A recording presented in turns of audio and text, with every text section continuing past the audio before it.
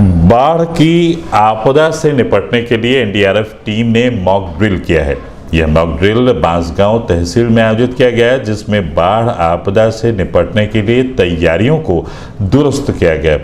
इस मौके पर एनडीआरएफ की पूरी टीम के साथ एसडीएम बांसगांव अरुण मिश्रा मौजूद रहे।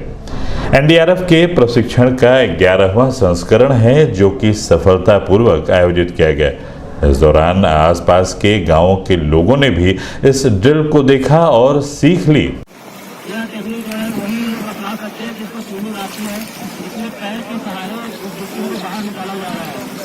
इधर डुबकी को जो है यहाँ पे आप देख रहे होंगे पैर के सहारे से यहाँ पे रेस्क्यू किया जा रहा है।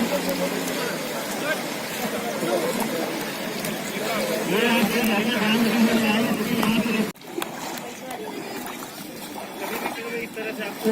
अभी भी टीम इस तरह से आपको स्विमिंग करना है, सिंगल है तो।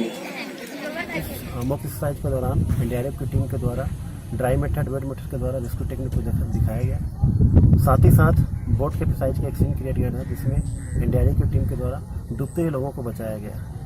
इसी क्रम में एनडीआरएफ की टीम के द्वारा स्थानीय संसाधनों का इस्तेमाल करते हुए किस तरह से फ्लोटिंग एस्ट बनाया जाता है और उसका इस्तेमाल हम नदी में या किसी बाढ़ के दौरान किस तरह